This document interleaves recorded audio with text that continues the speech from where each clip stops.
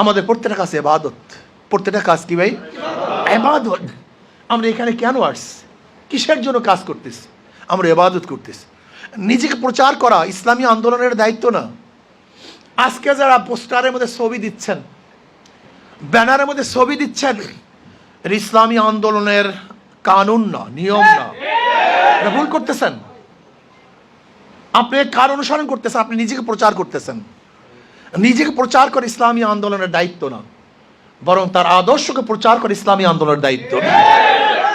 যখনই নিজের ছবি দিয়ে নিজেকে প্রচার করবেন, তখন নিজের মধ্যে অহমিকা চলে আসবে, নিজেকে নেতা হওয়ার ভাব চলে আসবে, মারামারি শুরু হবে। কিন্তু আপনি যদি আপনার আদর্শ বাস্তবায়ন করেন, আদর্শ প্রচার করেন, মারামারি কিছু নেই, নিজে এখানে কিছু নেই। আর আপনি কেন পোস্টার ছবি দেবেন? আমি দেখেছি এখানে আসার সময় দেখেছি পোস্টারের মধ্যে ইসলামী আন্দোলনের হাত পাখাও আছে, আবার নিজের ছবিও আছে। আপনি কেন নিজের ছবি দিয়েছেন? বলছে আপনাকে ছবি দেওয়ার জন্য? শোনেন, ইসলামী আন্দোলন বিশ্বাস করে শুধু টাকা পয়সা শক্তি বুদ্ধির মাধ্যমে বিজয় অর্জন করা যায় না, যতক্ষণ পর্যন্ত আল্লাহ পাকের রহমত না আসবে। আপনি ছবি দিলে রহমত আসবে না আল্লাহ পাকের গজব আসবে? আপনি কেন ছবি দিতে যাবেন? আপনার ঘরের মধ্যে কি ছবি থাকবে? আপনার ফতুয়া দেন। আপনার ঘরের মধ্যে আপনি ছবি রাখতে পারবেন? ফতুয়া দেন। মসজিদের মধ্যে ছবি রাখতে পারবেন? ফতুয়া দেন। যেই কাজটা মসজিদে করতে পারবেন না, ঘরে করতে পারবেন না, সেই কাজটা আপনি করছেন কেন? ইসলামী আন্দোলনের ডিউটি না, নিয়ম না। মোবাইল এক জিনিস, এইটার ব্যাপারে ফতুয়ার মধ্যে ইখতিলাফ আছে। বর্তমানে অনেক মুফতিয়ানে কেরাম বলেন মোবাইলের রে এটা ছায়ার মতো, যেমন আয়নার সামনে ছায়া, এই যেমন ছায়া আমি দেখতেছি, আবার সরাই আনিছি, শেষ। এর জন্য এটার ব্যাপারে ইখতিলাফ, ফতুয়া আনি কি দিছে।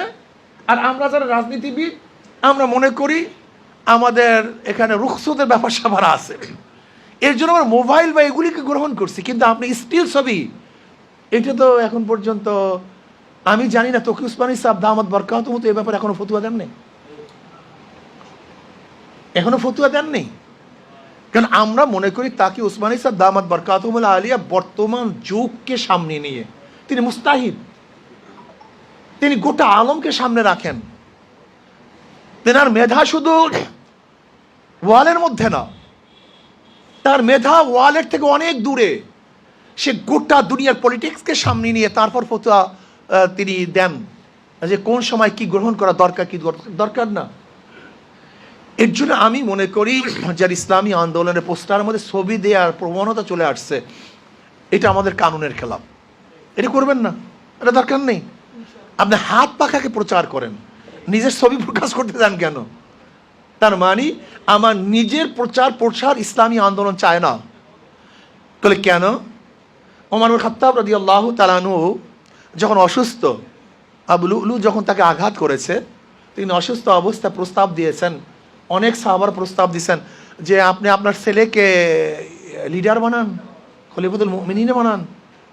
তিনি কি বললেন? যেই বোঝা আমি বহন করেছি, যে ভার আমার মাথায় ছিল, আমি চাই না আমার কোনো সন্তান সেই ভার, সেই ওজনকে বহন করুক।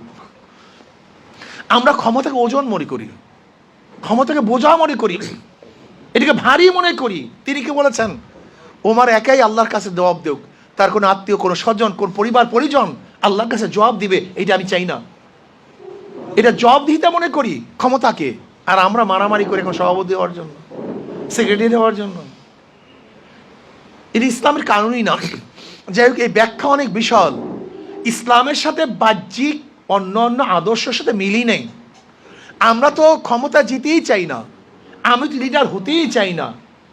কিন্তু জনগণ যখন প্রয়োজন মনে করে, তখন প্রয়োজনের ক্ষেত্রে আমি আসি। আমি ইমাম হতে চাই না, যদি ইমামতি কেউ নাই করে, তো ইমাম হবে কে? একজন করতে হবে। কিন্তু আমি চাই না যখন মুক্তাদিরা, মুসল্লিরা বলে আপনি যান, তখন তাদের প্রয়োজনে আমি যাই। পার্থক্য করে বুঝাতে পারছি তো? একটা নিজে যাওয়া আর জনগণের প্রয়োজনে যাওয়া দুইটা এক জিনিস না। যখন আপনি নিজে যাবেন তখন আপনি হবেন জালেম, অত্যাচারী। আর যখন জনগণের জন্য যাবেন তখন আপনি হবেন খাদেম, সেবক। এই দুর মধ্যে হাজার হাজার পার্থক্য আছে।